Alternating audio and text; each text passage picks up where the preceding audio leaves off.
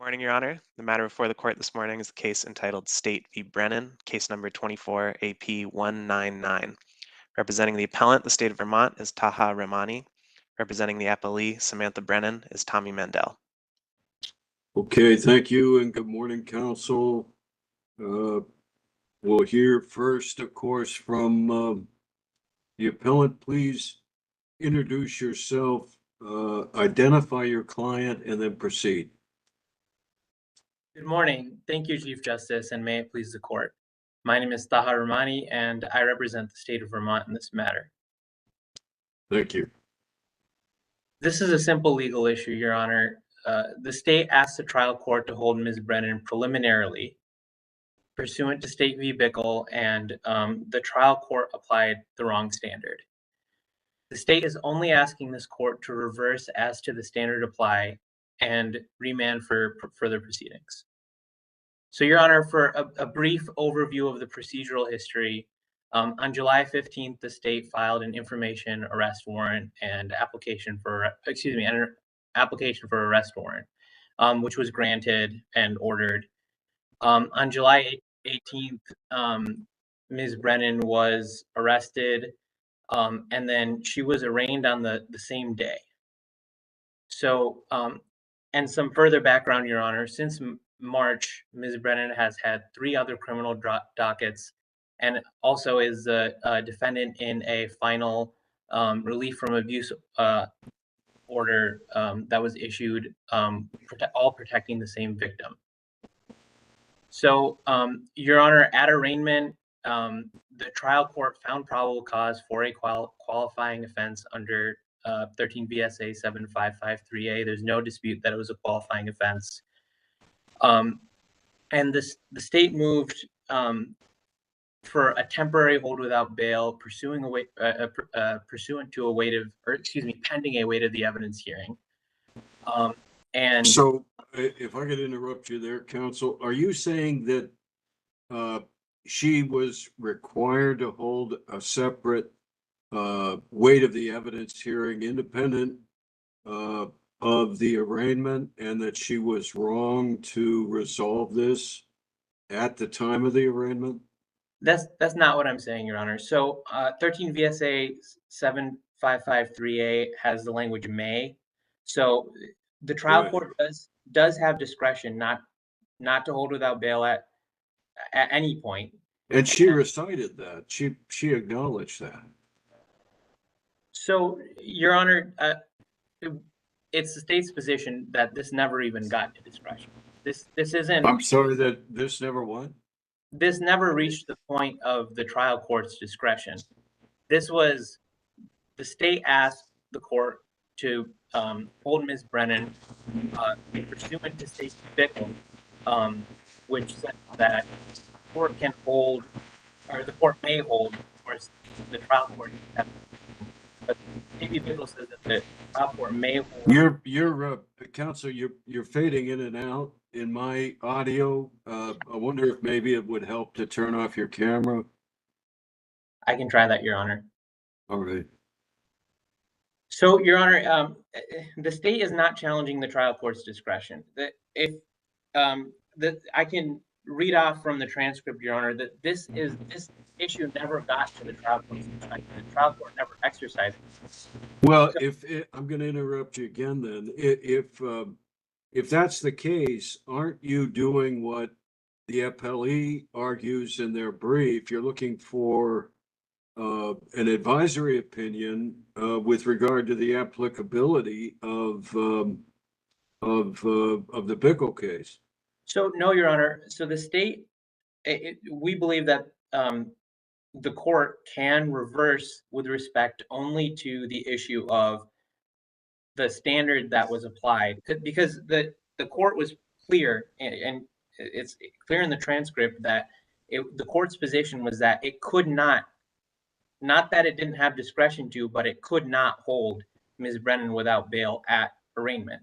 And the law, State v. Bickle, what this court has held is that the trial court may hold a defendant pursuant to 13 VSA 7553A preliminarily if the trial court finds probable cause, and the defendant is the person who committed that act. And again, it's clear from the transcript, Your Honor, that the court did find probable cause. The court did find that Ms. Brennan was committed, or excuse me, that it was the defendant who the court was finding cause for. But when the state asked for a hold without bail, this is the direct quote from the trial court. So the state asked for a hold without bail. The court said, if the evidence of guilt is great, I still have to find that under a 12D standard. And further down, further along the transcript, Your Honor, excuse me, the court stated, you asked for the hold without bail, and I understand why you did. I didn't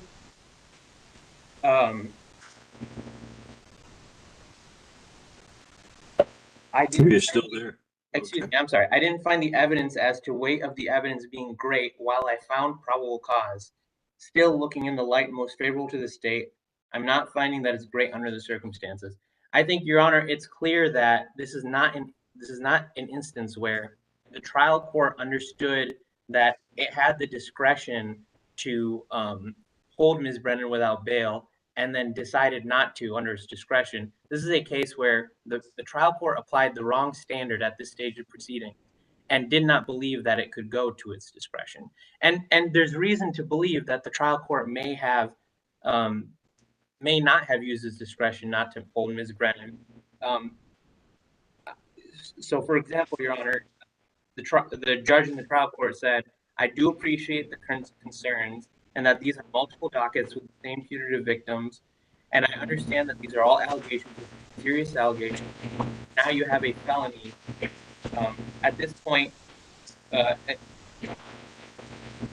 a grave concern that you keep coming back. The court does look at that as far as whether or not to impose bail.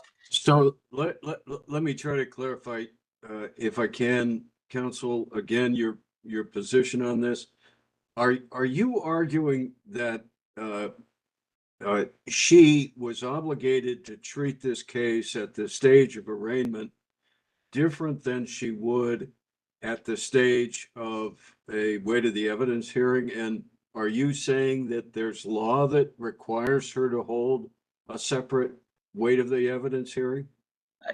That's what this court has held, Your Honor, in the past. So, wait, give me the site. You're talking about Bickle still? Yeah, so there's two. There's State v. Pacino and there's State v. Bickle. So State v. Bickle is 166 Vermont 633. No, that's okay. You don't have to, I've got that. So you're saying that she held in effect a weight of the evidence hearing at the time of arraignment, and that she is not permitted to do so by law, and she's required to have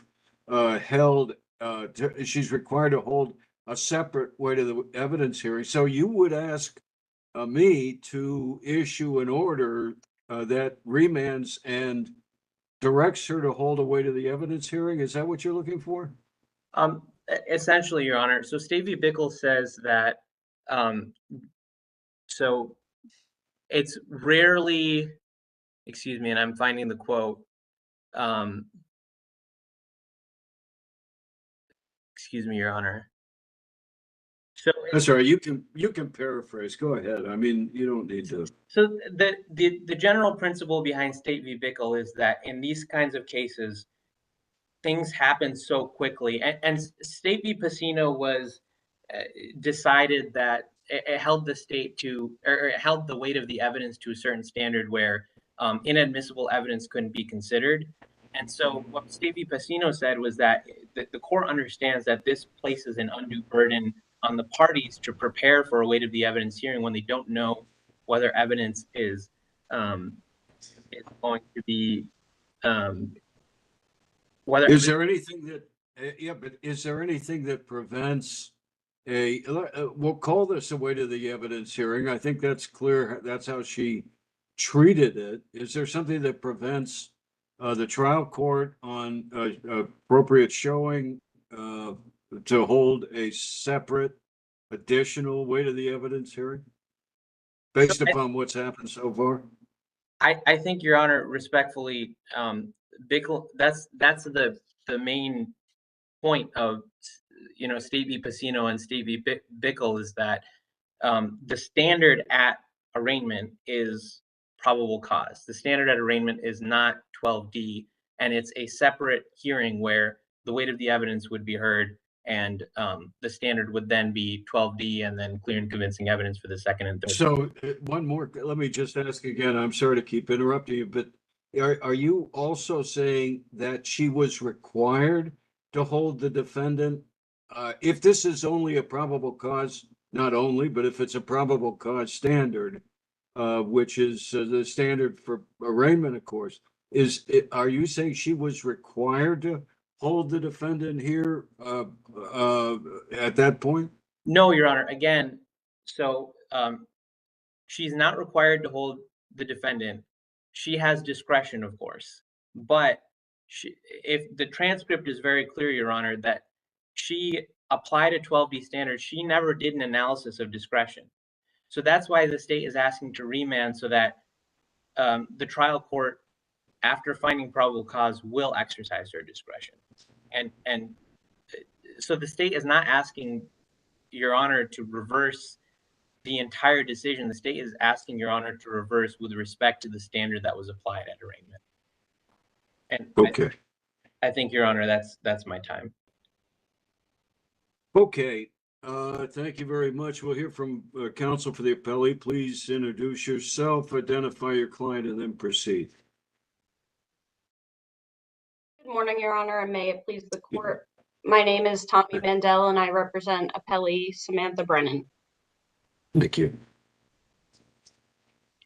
To begin, I do want to touch upon some issues that were present when appellant was arguing. I would first note that regarding the weight of the evidence, this court has held that weight of the evidence hearings are not required.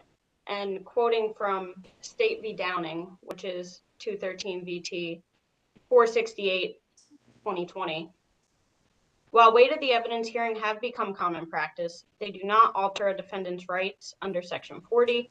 We neither seek to disturb the common practice of holding hearings to establish the evidence needed to make the findings under Section 7553A, nor do we prohibit trial courts from exercising discretion to order defendants held without bail before holding an evidentiary hearing if one is necessary. And the key point in that quote from this court is if one is necessary. Here at arraignment, the court held that the evidence of guilt was not great. That being said, the court determined the weight of the evidence hearing, a full weight of the evidence hearing after arraignment was not necessary in this case to hold defendant. Now, the state relies heavily on State v. Pacino, which does state that based on an initial probable cause determination, the court can hold a defendant charged with an offense punishable by life imprisonment without bail for such time as is necessary to enable the parties to prepare for a full bail hearing and to make appropriate motions. Now, it's our position that the state's reliance on Pacino is misplaced. Pacino considers whether a court is required to hold a suppression hearing prior to determining the weight of the evidence. Here, the issue is not suppression of possible evidence. Here, the issue is whether or not there was evidence of an essential element of the crime charge, which is the 12D standard, absent any possible suppression issues. And for that reason, the Pacino reliance is misplaced here because that concerned a suppression issue. Additionally, while the court does have discretion to hold a defendant without bail pending a full weight of the evidence hearing, again, that discretion is if one is necessary. And this court has opined that Section 7553 specifically grants a trial court great discretion to deny or grant bail so long as the defendant had an opportunity to be heard. In this case, with that opportunity, the court held the evidence of guilt was not great. Additionally, the state did not adequately preserve this issue for appeal. Under the invited error doctrine, even if this court were to find the trial court's ruling erroneous, the state waived their challenge to such ruling by agreeing during the trial court proceedings. This court has held that the invited error doctrine, which is I'm sorry, what is it they agreed to? on page 10 of the transcript, the state said, if at arraignment, the court finds probable cause to believe a qualifying offense was committed and the defendant committed it, the court may temporarily hold without bail pursuant to 7553A. The court responded, if the evidence of guilt is great, and the state responded, correct. The court said, I still have to find that under a 12D standard. And the state said, correct, Your Honor.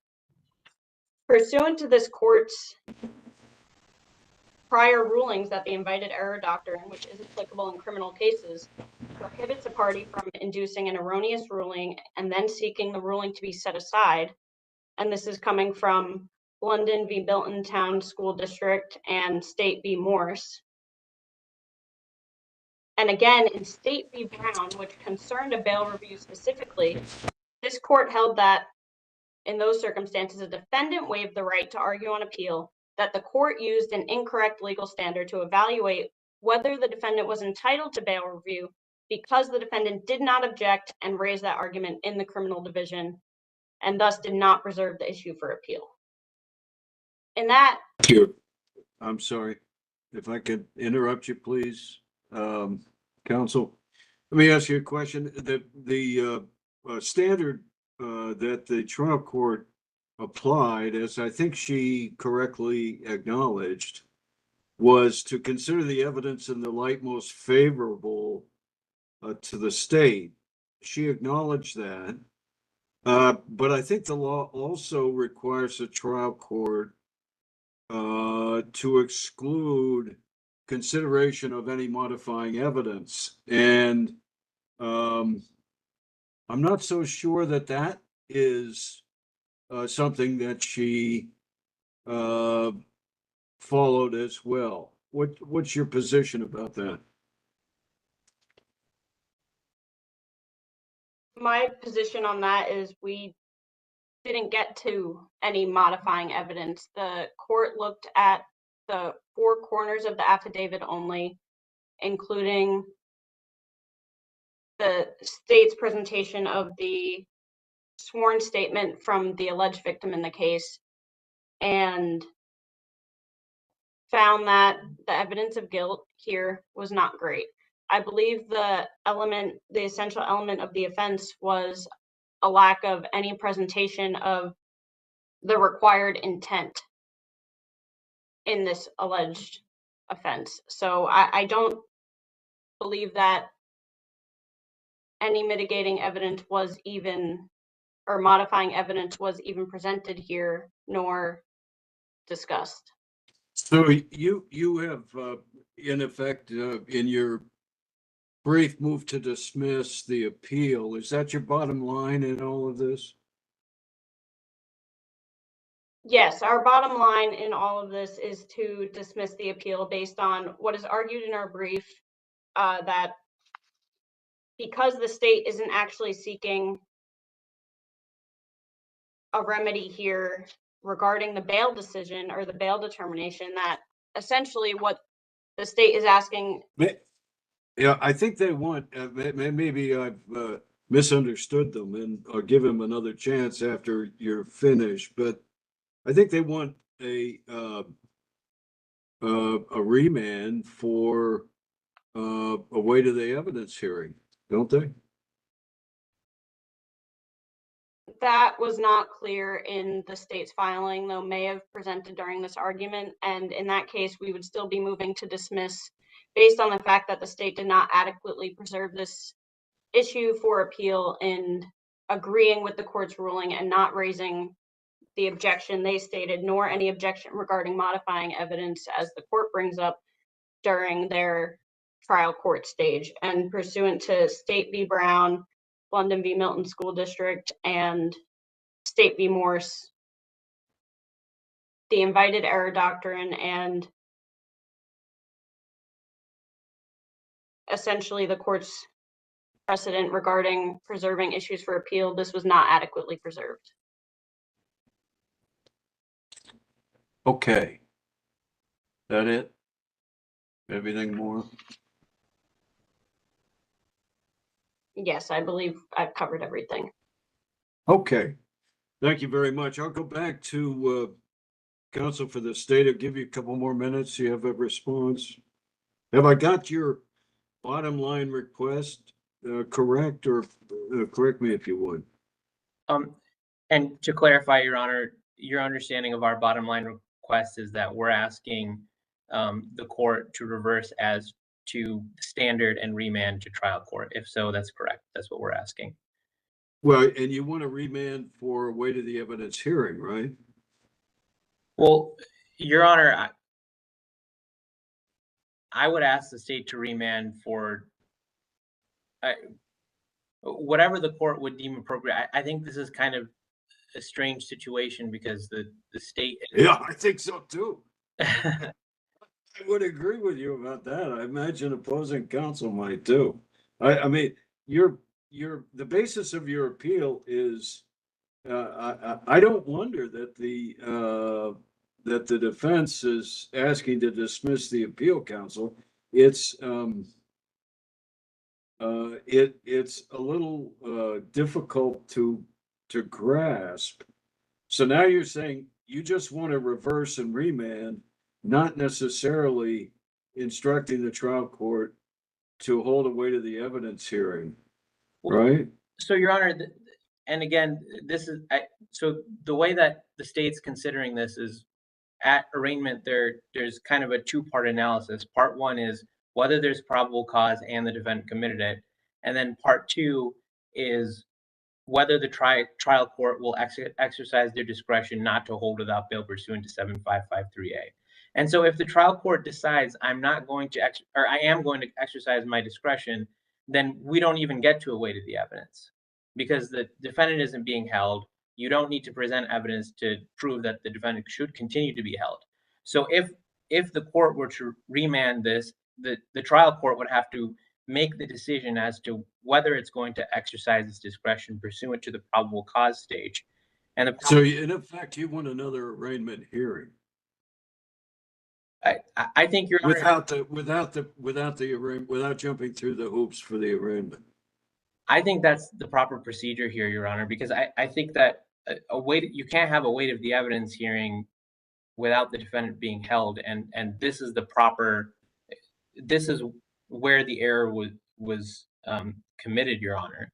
So that's correct. The state is asking to. Where does it say you can't have an weight of the evidence hearing without defendant being held? Educate me on that. So, Your Honor, I guess I would retract that. If the court finds that remanding this for a weight of the evidence hearing is the proper procedure here, that's amenable to the state. I think that what we really don't want to do is we don't want to have the position that the trial court does not have discretion, because it's obvious to the state the trial court has discretion here, but it's the state's belief that the trial court didn't believe it had the ability to get to its discretion because it applied the wrong standard at arraignment. Okay. All right, I think your time has expired now. Thanks very much. I appreciate both of you, and please call